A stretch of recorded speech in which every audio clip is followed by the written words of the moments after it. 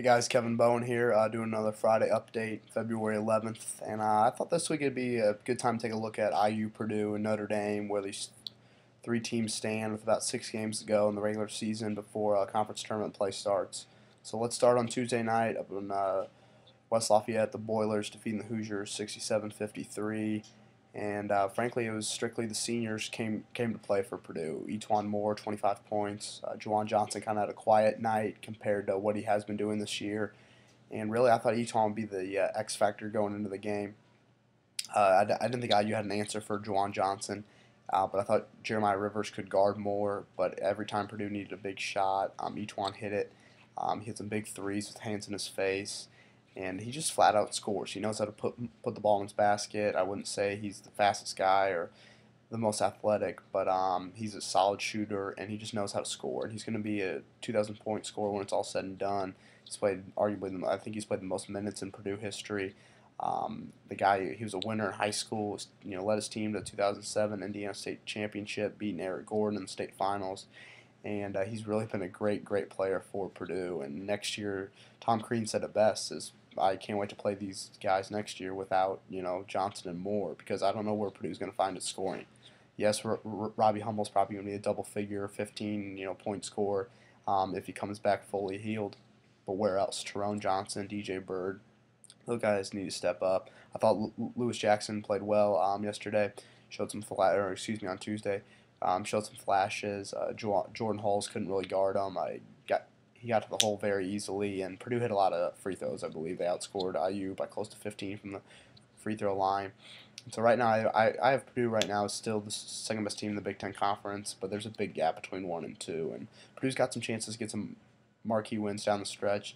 And they're still a team. If those two seniors show up and play well, and they get support from a third or fourth score, they can make a run to the Sweet 16, Elite 8, maybe even Final Four. But at the same time, if Juwan or Etwan struggle, they're going to be out in the first weekend. It's a Purdue team that has some questions, but they played well last night. I expect the rematch in Bloomington, though, to be great. Looking at IU, Jordan Hulls is taking his game to the next level. I mean, he shot some shots last night or on Tuesday, excuse me, that he wouldn't have taken. I mean, he had some forces. But he has to force it. He's really the only offensive option right now for IU, with Christian Watford and Maurice Creek out and Verdell Jones still coming back from an injury. I don't think IU's going to make postseason play. They really needed to beat Iowa. They've got two big games coming up at Michigan, home Northwestern. Those are must wins. And if they do that, they'll be 14-13 in their last 4 games. They're all going to be underdogs. Those are going to be 4 tough games, not to mention the Big Ten tournament. So at the start of the year, I thought this team could make some sort of postseason play, but two losses in Vegas to Northern Iowa and New Mexico, Colorado, Northern Iowa, losing at Boston College, losing at home to Iowa and Penn State, just can't happen.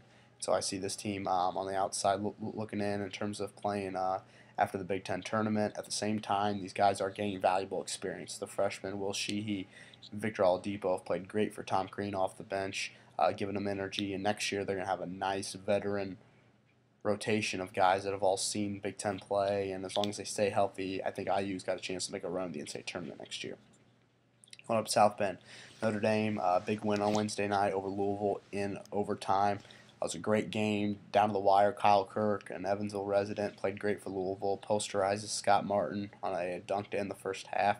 Got a tech on the play, but Kirk played great. I believe he had 25 points. But this Notre Dame team is just a veteran team that just knows how to win. They can win in many different ways. Ben Hansbrough, I think, is right behind Kemba Walker in terms of Big East Player of the Year. And if you look strictly at Big East stats, he might just win the award. Notre Dame has put themselves in a chance to win the conference, or at least get a double bye as a top 4 seed. They sit 2 games behind Pittsburgh in second place. They have a tiebreaker over the Panthers, and they have 9 wins, I believe, over top 25 RPI teams, which is unheard of. Notre Dame is definitely going to be bumped up a line or two when seeding comes out for the tough schedule they played and the marquee wins they have. And this is a team that senior laden Ben Hansbrough can put this team on his back. 5 seniors in the starting lineup. Eric Atkins has played well off the bench from Mike Bray. I worry about their depth a little bit, but any of those 5 starters can score in double figures. This is a team given the right draw, meaning Chicago in the first 2 rounds, where obviously a heavy Irish contingent resides, and then getting the right 3 seed. Let's say they're a 2 seed, getting the right 3 seed. They can make a run to Houston. Senior, show up when it's all said and done, and guards need to come to play.